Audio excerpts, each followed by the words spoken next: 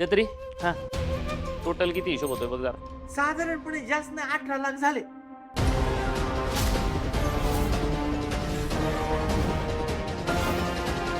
एवढाच मग काय दाजी असं असं हसत हसत करतील की. लाडक्या बहिणीचं लग्न आहे म्हटल्यावरती करायला नको का. ओ दाजी अहो बोला की काहीतरी. शत्रू अरे काय बोलतोय हे? 18 लाख? अरे कसं झेपणार आम्हाला? तू मध्ये मध्ये बोलू नको ना. हे घर माझं सुद्धा. या घराच्या प्रत्येक निर्णयामध्ये माझा सुद्धा हक्क आहे बोलण्याचा. तुला जे बोलायचंय ते बोल, पण आता आहे ना उपयोगच होणार नाही. त्याचं काय आहे, मी डॅडींना सगळं बोलून आलेलो आहे आणि त्यांना हे सगळं मान्य पण आहे. आता तुला तर माहिती आहे, एकदा डॅडींनी ठरवलं म्हणल्यावरती विषय एंडच ना. अरे बघ त्यांनी करायचा ना हा लग्नाचा खर्च. त्यांनी जबाबदारी घ्यायची. हे बघ एवढंच पाहिजे ना, मी करतो मदत. हे बघ तेजूच्या मंगळसूत्र आणि दागिन्याचा खर्च माझ्याकडे. असं समजा की निंबाळकरांचा आयर आहे आम्ही. मग तर झालं, पण लग्न मात्र धुमधडाक्यात झालं पाहिजे. आता एवढा सोन्यासारखा माणूस तुमच्या नशिबात आलाय कुणामुळं? डॅडींमुळं.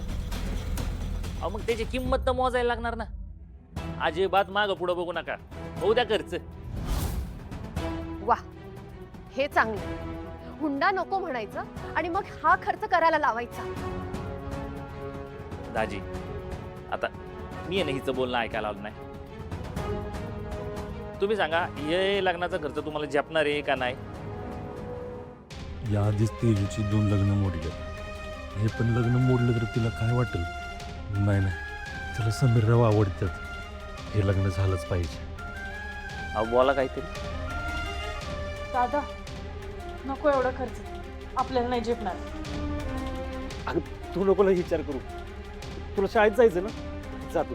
दादा हे बघ एवढा खर्च ना मी तुला नाही करू देणार. बरं बाई मी नाही खर्च करत, तू शाळेत जा, जा उशीर होते जा.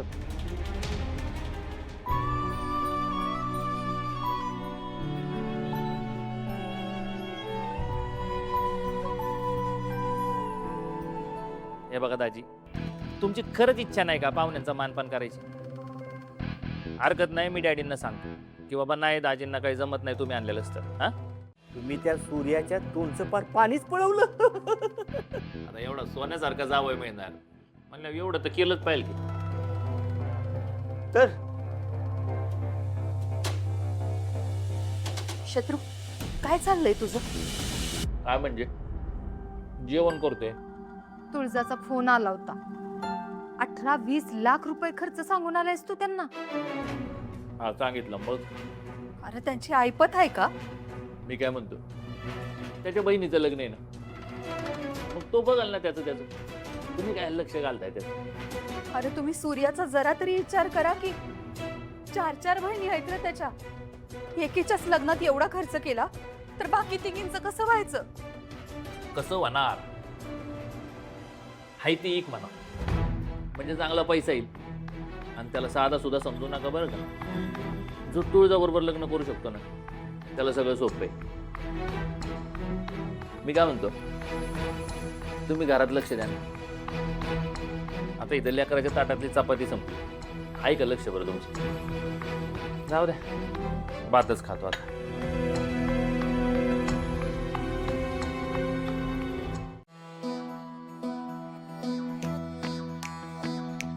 हेच ना? चल हे बघा, आलं आपलं ठिकाण. आता पंडिशन जेवण द्यायचं, पंडिशन पैसे घ्यायचं, कल्टी मार. जेवण आले का? हा जेवण आलं. ए चला घ्या जेवण, चला घ्या घ्या घ्या, उतरा जेवण, चला हा तिकडे. घ्या, चला घ्या. या घ्या पटपट हात हलवा. अजून एक अजून घेऊन या. हो आणा आणा, चला. दादा ते जेवण घेऊन चालला, त्याचे पैसे? पैसे कसले पैसे? कसले म्हणजे? जेवणाचे पैसे? ते बिल द्या पाठवून. निवडणूक झाली की आमदार साहेब देतील. हो आत्ताच्या आत्ता पैसे द्या. एवढं घाईघाईने जेवण घेऊन गेलात ना, मग तेवढ्याच घाईने पैसे पण द्या की. जा सांगा तुमच्या नेत्याला.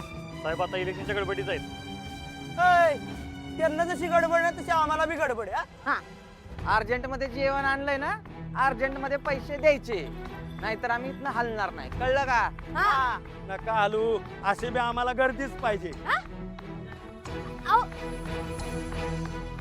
गर्दी पाहिजे नाही ना, दाखवतेच गर्दी. ऐका ऐका, यांच्या साहेबांना मत देऊ नका, गरिबांचे पैसे खातात हे. ए, आमच्या साहेबांच्या विरोधात काय बोलायचं नाही. बोलणार गरिबांचे पैसे बुडवणाऱ्या साहेबांचं, निषेध असो, गरिबांना लुटणाऱ्या साहेबांचं. धिक्कार असो. यांना मत, नाही जायचं, यांना मत, नाही जायचं. यांना मत. ए,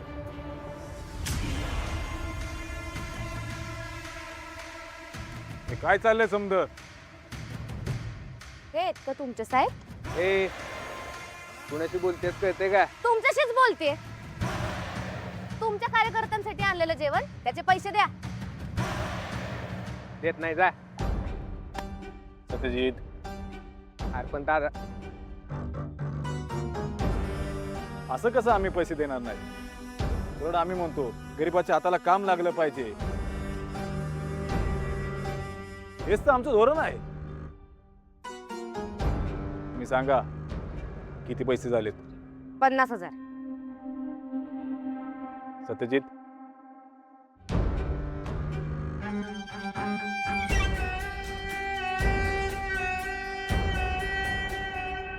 हे बघा, हा समजा गोंधळ आमच्या कार्यकर्त्याच्या गैरसमजुतीमुळे झालाय.